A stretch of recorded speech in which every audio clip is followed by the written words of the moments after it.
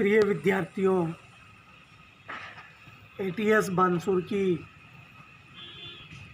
Math की online class में आपका पुनः हार्दिक स्वागत है। बच्चों हम पढ़ रहे थे यूनिट 16.2 और यूनिट 16.2 के हम लोगों ने कल तक क्वेश्चन नंबर 6 देखे थे। आज मैं क्वेश्चन 7 के ऊपर चर्चा कर रहा हूँ। क्वेश्चन नंबर 7 है कि एक बेलन का आयतन आपको 30 पाई घन सेंटीमीटर दिया गया है। एक बेलन के आधार का क्षेत्रफल आपको 6 पाई वर्ग सेंटीमीटर दिया गया है। आपको आयतन दिया गया है, आपको आधार का क्षेत्रफल दिया गया है। आप लोगों से पूछा गया है वो बेलन की ऊंचाई क्या है। नॉर्मल सी बात है, सामान्य सी बात है। आयतन में यदि क्षेत्रफल का भाग दे देंगे तो स्पष्ट रूप से ऊंचाई प्राप्त हो जाएगी। देखिए करते हैं। आपके पास है बेलन का आयतन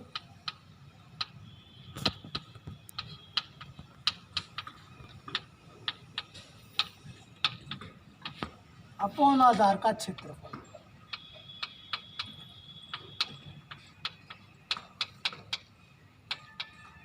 भैया ध्यान देने वाली बात है, बेलन के आयतन का सूत्र क्या होता है। बहुत अच्छी तरीके से आप लोग कर चुके हैं कि बेलन का आयतन का result pi are square H upon बेलन के जो आधार का क्षेत्रफल होता है वो होता है पाई आर स्क्वायर। ये होगा, मान रख दीजिए बेलन का आयतन आपको 30 पाई घन सेंटीमीटर दे रखे हैं। रख दीजिए 30 पाई सेंटीमीटर क्यूब।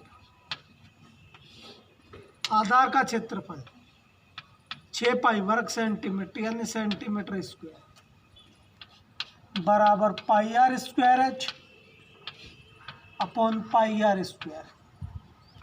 देखो पाई आर स्क्वायर से पाई आर स्क्वायर कट गया, एच बच गया और वो ऊंचाई तुमसे एच ही पूछ रहे हैं। पाई से पाई कट गया, 6 कम 6, 6 पंजा 30 सेंटीमीटर स्क्वायर नीचे सेंटीमीटर क्यूब यानी ये घन इकाई है वर्ग इकाई, तो यहाँ से सेंटीमीटर बच गया। तो आपके पास जो ऊंचाई बराबर आ गई वो आ गई भैया 5 सेंटीमीटर। अतः जो बेलन की ऊंचाई निकल के आएगी वो आ गई 5। काफ़ी आसान क्वेश्चन था। नेक्स्ट अगला सवाल देखिए। नेक्स्ट क्वेश्चन नंबर 8 आता है। आपको दिया गया है कि एक बेलन का आयतन 1650 घन सेंटीमीटर।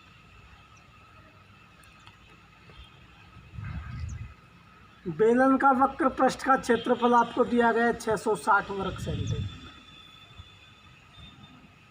दो बातें दी गई है, बेलन का आयतन और बेलन का वक्र पृष्ठ का क्षेत्रफल।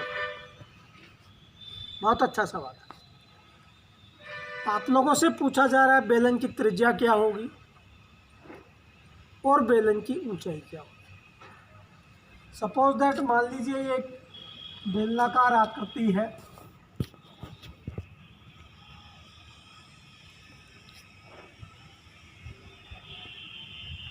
एक तो आप लोगों को ये त्रिज्या प्राप्त करनी है और ये आपको ऊंचाई एच प्राप्त करनी है। दोनों चीज़ें आपको निकालनी है। बेलन की ऊंचाई भी आपको ज्ञात करनी है और बेलन की त्रिज्या भी आपको ज्ञात करनी है। दोनों चीज़ दिया क्या गया है उस चीज़ को देखिए आप लोग। आपको आयतन दिया गया है, बहुत अच्छी बात, बेलन का आयतन दिया गया है। आपको बेलन का वक्र पृष्ठ दिया गया है, ये वाला जो पृष्ठ है वक्र पृष्ठ है। वक्र पृष्ठ का क्षेत्रफल सामान्य सी बात है। अभी क्वेश्चन नंबर हम लोगों ने 7 किया है। आयतन में यदि आप लोग क्षेत्रफल का भाग दे देंगे तो कोई सी ना कोई सी एक निष्पत्ति जरूर आपके पास प्राप्त हो जाएगी। पहली बात तो ये है, गौर कीजिए। आपके पास दे रखा है बेलन का आयतन,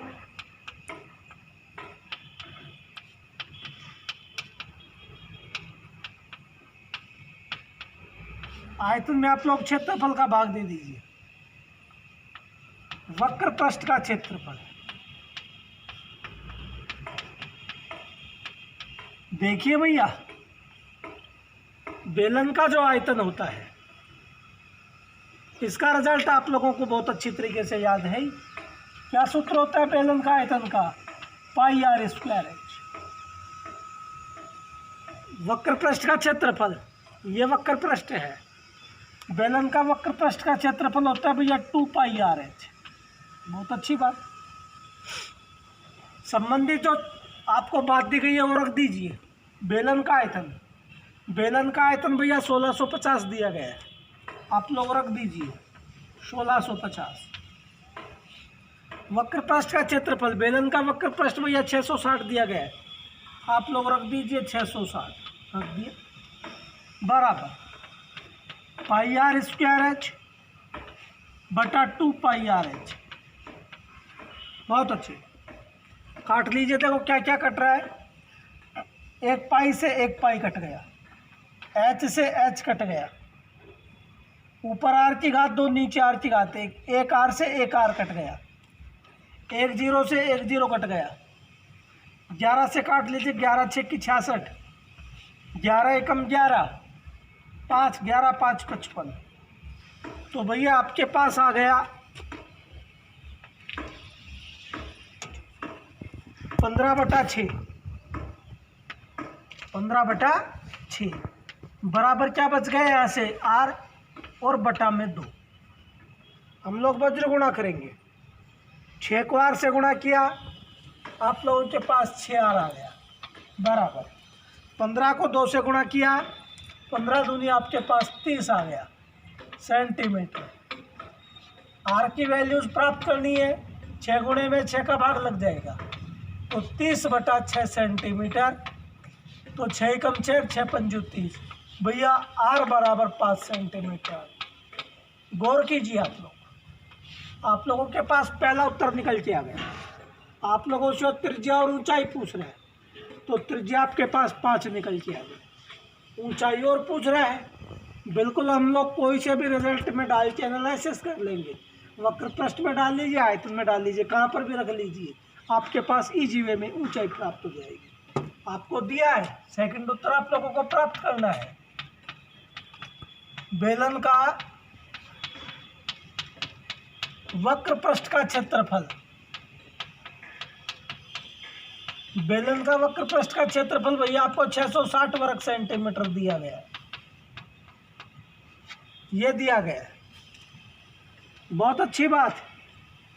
बेलन का जो वक्र पृष्ठ होता है, रख दीजिए सूत्र, बेलन का वक्र पृष्ठ का क्षेत्रफल, ये वक्र पृष्ठ है और वक्र पृष्ठ का क्षेत्रफल आपने बहुत अच्छी तरीके से पढ़ रखा है 2 पाई आर एच। ये वक्र पृष्ठ का क्षेत्रफल हो गया 2 पाई आर एच। बेलन का वक्र पृष्ठ का क्षेत्रफल 660, आप लोगों ने यहाँ पे 660 रख दिया क्षेत्रफल की जगह, बराबर 2 पाई का मान 22/7 गुणा आर, आर का मान आप लोगों ने प्राप्त कर लिया, आर की जगह आप लोग 5 रख दें और गुणा में ऊंचाई एच। जब हम लोग ऊंचाई एच का मान प्राप्त करेंगे, सम संख्याएं गुणे में है, इसका भाग लग जाएगा, निकाल लीजिए भैया ऊंचाई एच। ऊंचाई एच बराबर 660, पहली बात भाग गुणे में बदल जाएगा, 2 का उल्टा 1/2, 22/7 का उल्टा 7/22 और 5 का उल्टा 1/5, इकाई आ गई आपकी सेंटीमीटर। जो कटता है उसको काट दीजिए, 22 एकम 22, 22 तिया 66, ये 30 बार कट गया, 2 एकम 2, ये कितने बार कट गया? 15 बार, 5 एकम 5, 5 तिया 15, तो एच बराबर 7 को 3 से गुणा किया तो 7 तिया 21 सेंटीमीटर। तो भैया आपके पास दोनों उत्तर निकल के आ गए। आपसे बेलन की त्रिज्या पूछी थी, बेलन की त्रिज्या 5 आ गई। आपसे बेलन की ऊंचाई पूछी थी, बेलन की ऊंचाई कितनी आ गई? 21। नेक्स्ट अगला क्वेश्चन, क्वेश्चन नंबर 9। बेलन की ऊंचाई आपको 7.5 दी गई है, बेलन की त्रिज्या आपको 3.5 दी गई है। आपसे पूछ रहा है कि बेलन के संपूर्ण पृष्ठ के क्षेत्रफल और बेलन के वक्र पृष्ठ के क्षेत्रफल में अनुपात याद कीजिए। काफी आसान सवाल है, निकाले। सपोज दैट ये एक बेलनाकार आकृति है,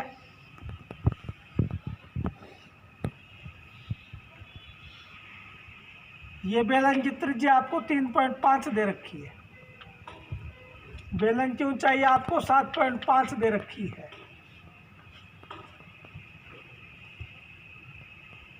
त्रिज्या दी गई है 3.5, ऊंचाई दी गई है 7.5। संपूर्ण पृष्ठ के क्षेत्रफल और वक्र पृष्ठ के क्षेत्रफल में अनुपात। तो पहले तो आप इनका संपूर्ण पृष्ठ का और वक्र पृष्ठ का क्षेत्रफल प्राप्त कीजिए। रिजल्ट बेस पे सवाल है, कुछ नहीं है। आ जाओ, फर्स्ट आप लोगों ने निकाला बेलन का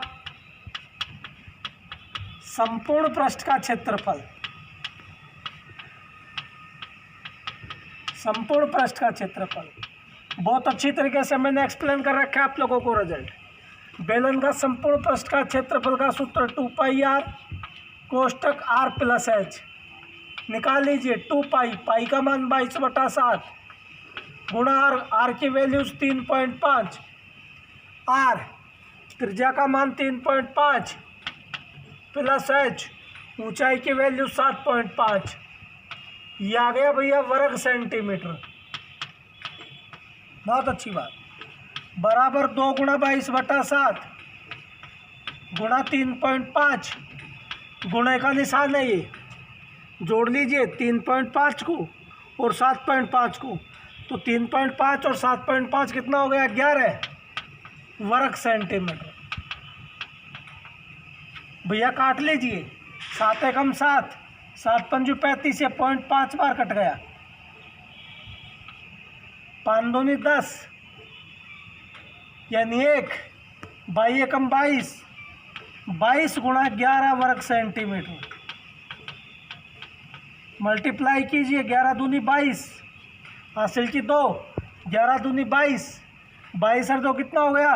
24, 242 वर्ग सेंटीमीटर। आपके पास से संपूर्ण पृष्ठ का क्षेत्रफल आ गया। सेकंड वक्र पृष्ठ का निकाल लीजिए, कोई दिक्कत नहीं। निकाले बेलन का वक्र पृष्ठ का क्षेत्रफल।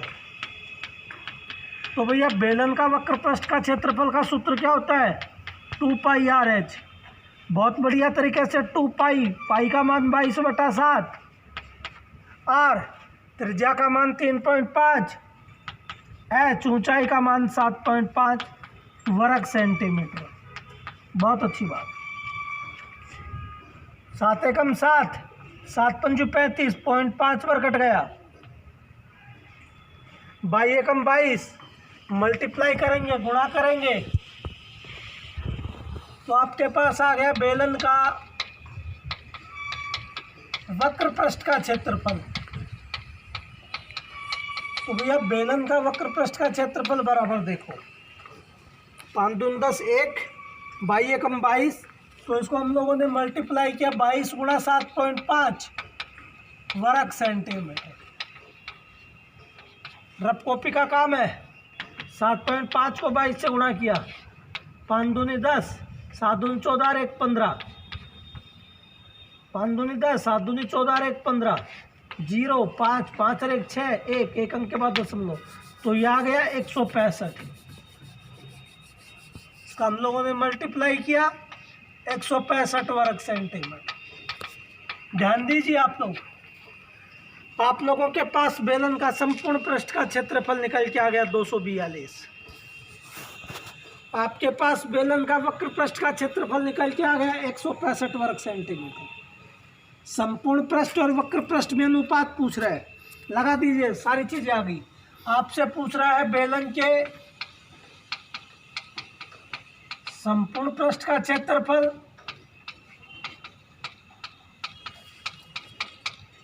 अनुपात वक्र पृष्ठ का क्षेत्रफल।